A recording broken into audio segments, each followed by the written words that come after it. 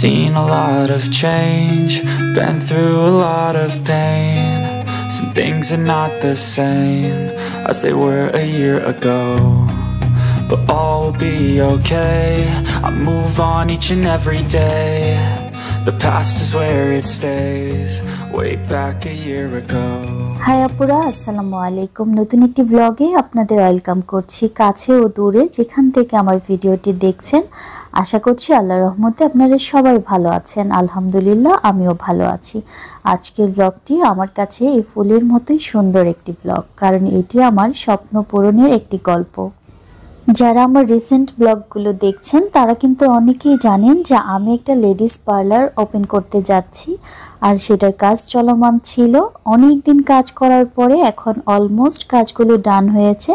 Last ফিনিশিংয়ের যে কাজগুলো থাকে সেগুলো বাকি, ওগুলো আজকের মধ্যেই হয়ে যাবে।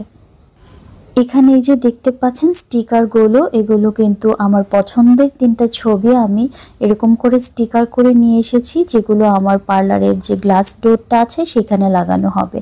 আর এই যে ছোট্ট একটা মনফাল্গুন বিউটি জোন বাই আইরিন, এটা হচ্ছে আমার পার্লারের ভিতরে লাগানো হবে, এটা মূলত লোগো। এরপর আমরা চলে গিয়েছিলাম একটা হার্ডওয়্যার শপে, আর ওইখান থেকে আমাদের নেওয়ার ছিল হ্যান্ডেল, নব আর তালা। তো ওগুলো আমরা সিলেক্ট করছিলাম।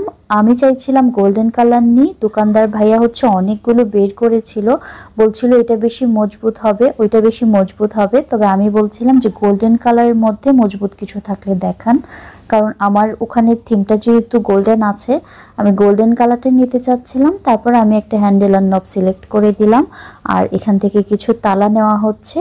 তারপর আমরা হচ্ছে সাইড ভিজিটে এসেছিলাম। এখানে এসে দেখছিলাম যে একদম লাস্ট ফিনিশিংয়ের যে কাজটা বাকি ছিল, পার্লারের একটা কর্নারে গ্লাস দিয়ে একটা সেলফ করতে চাচ্ছিলাম আমি, সেই কাজটাই কিন্তু এখন হচ্ছে। এই কাজটুকু যখন শেষ হয়ে যাবে তখন হচ্ছে হ্যান্ডেল, নব আর লকগুলো লাগানো হবে, তারপরে কিন্তু কাজগুলো ডান। এরপর শুধু ফার্নিচার সেট আপ করবো, আর হচ্ছে পুরো রুমটা বাড়তি যে জিনিসপত্রগুলো আছে ওগুলো সরিয়ে ক্লিন করে ফেলবো, তাহলেই কিন্তু আমার পার্লারটা উদ্বোধনের জন্য রেডি হয়ে যাবে। তারপর ভালো একটা দিনক্ষণ দেখে কিন্তু আমি ওপেনিংয়ের ডেটটাও আপনাদেরকে জানিয়ে দিব। আপনারা যে প্রিয় আপুরা ময়মনসিংহে আছেন তারা কিন্তু আমার পার্লারে চলে আসবেন, হয় সার্ভিস নিতে, নয়তো আমার সঙ্গে দেখা করতে বা গল্প করতে। পার্লারের ডেকোরেশনের কাজ যখন চলমান ছিল তখন কিন্তু আরেকটি ভিডিও আপনাদের সঙ্গে শেয়ার করেছিলাম, আর টপ বেসিন কিনতে গেছিলাম ওইটাও শেয়ার করেছিলাম। আমি এই বেসিনটা সিলেক্ট করি, আর এই বেসিনটার সঙ্গে হচ্ছে এই হ্যান্ড ওয়াশ জারটা আমার পছন্দ হয়েছিল, তো এগুলো নিয়ে আসি। এগুলো সেট আপ করা অলরেডি হয়ে গেছে, তো নবগুলো লাগালেই আর তালাগুলো লাগালেই কিন্তু কাজ কমপ্লিট। তো এরপর আমরা একটু ঘুরে ঘুরে দেখছিলাম, কাজ যেহেতু কমপ্লিট, কিছু ক্লিনিংয়ের কাজ এখন শুধু বাকি। আর হচ্ছে আমি ড্রয়ারগুলো খুলে খুলে দেখছিলাম যে ভালো মতো স্মুথলি লাগছে কিনা।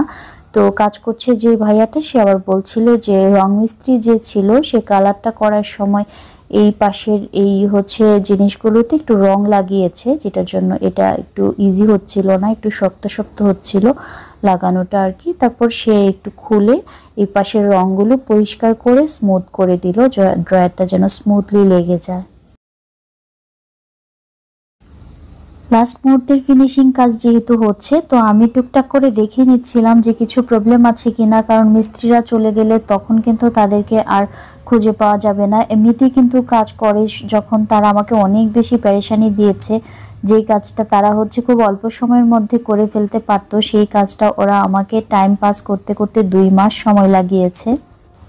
আর এখন যেহেতু একদম লাস্ট ফিনিশিংয়ের কাজ চলছে, আর সবকিছুই যেহেতু অলমোস্ট শেষ হয়ে গেছে, এখন আর দোষারোপ করে লাভ নেই। আল্লাহ চেয়েছেন, এই জন্যই হয়তো কিছুটা দেরি হয়েছে। যাক, লাস্ট মোমেন্টে ফিনিশিং কাজ শেষ করে মিস্ত্রিরা চলে গেছিল। তারপর হচ্ছে আমাদের ফার্নিচারগুলো আসে ঢাকা থেকে।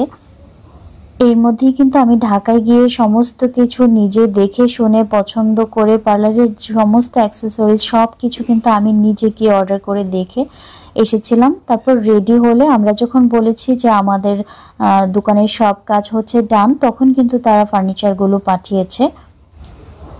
ফার্নিচারগুলো আনতে আনতে অনেক বেশি রাত হয়ে গেছিল, সেজন্য আসলে আমরা কোনো লেবার খুঁজে পাইনি। ড্রাইভার সাহেব উনি তো একাই নিয়ে এসেছেন, তো উনি হেল্প করছিলেন, আর আমার হাজব্যান্ড হচ্ছে হেল্প করছিলেন সঙ্গেগুলো নামানোর জন্য।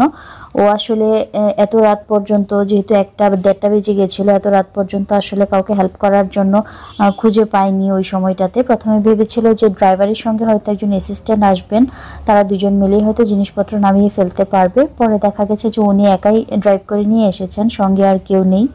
পরে আর কি আমার হাজব্যান্ড নিজেও হেল্প করেছে জিনিসপত্রগুলো নামানোর জন্য। ওর তো আসলে এত ভারী জিনিস টানাটানি করে অভ্যেস নেই, আর আমি তো ওখানে ছিলাম না। পরে যখন আমি আর কি ভিডিওটা দেখেছি, আমি বলেছি আহারে, তোমার তো অনেক বেশি কষ্ট হয়ে গেছে আমার জন্য।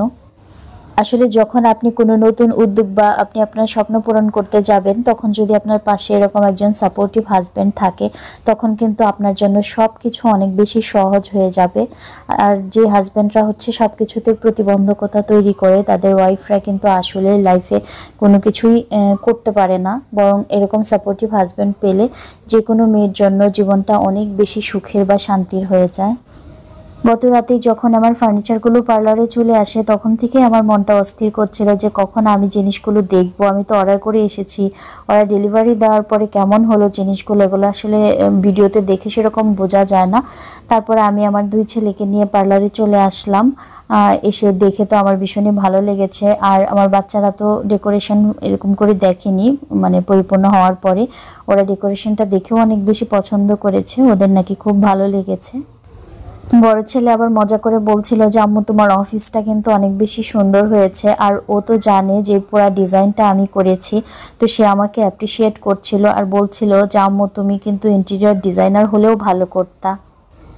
তখন আমিও হেসে বললাম যে ঠিক আছে, অন্যের কাজ না হয় নাই করলাম, তবে নিজেদের কাজগুলো তো অবশ্যই করতে পারি। আমরা যখন নিজেদের বাসা করব, ইন্টেরিয়রের ফুল ডিজাইনটাও আমি নিজেই করব, তাহলে এরকমই সুন্দর হবে। তো শুনে ওরাও আমাকে হচ্ছে বলল যে ঠিক আছে আম্মু তুমি করো, আমরা আর বাইরে থেকে লোক হায়ার করব না।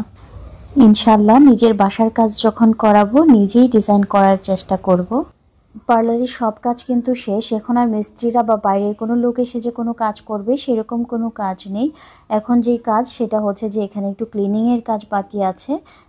এই ক্লিনিংয়ের কাজটা আবার নিজেদেরকেই করতে হবে। তারপর হচ্ছে কার্টুনে ভরা যে জিনিসগুলো আছে, স্কিন কেয়ারের জিনিস, মেকআপ আইটেম, ওগুলো সব হচ্ছে আনপ্যাক করে তারপর এগুলো গুছাতে হবে। এখন এই কাজটা কিন্তু আবার আমাকে নিজের হাতেই করতে হবে, এটা আবার অন্যের হাতে ছেড়ে দিলে হবে না।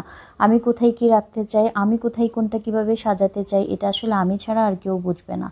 তো এখন এসেছি, এখন কিছু ক্লিনিংয়ের কাজ করব। ব্লোয়ারটা নিয়ে এসেছি, ড্রয়ারে যেই দানা গোড়া ময়লাগুলো আছে এগুলো ব্লোয়ার দিয়ে পরিষ্কার করে ফেলবো। আর আমার হাজব্যান্ড বলছিল সে আমাকে হেল্প করবে। আসলে সে যে বললাম না যে ও ভীষণ হেল্পফুল মানুষ। তবে হ্যাঁ, এটাও ঠিক যে সে আগে কখনো চাইতো না আমি বাইরে গিয়ে কোনো কাজ করি, মানে কারোর অধীনে চাকরি করি আর কি। তার জন্য কিন্তু আমার জব ছাড়তে হয়েছে।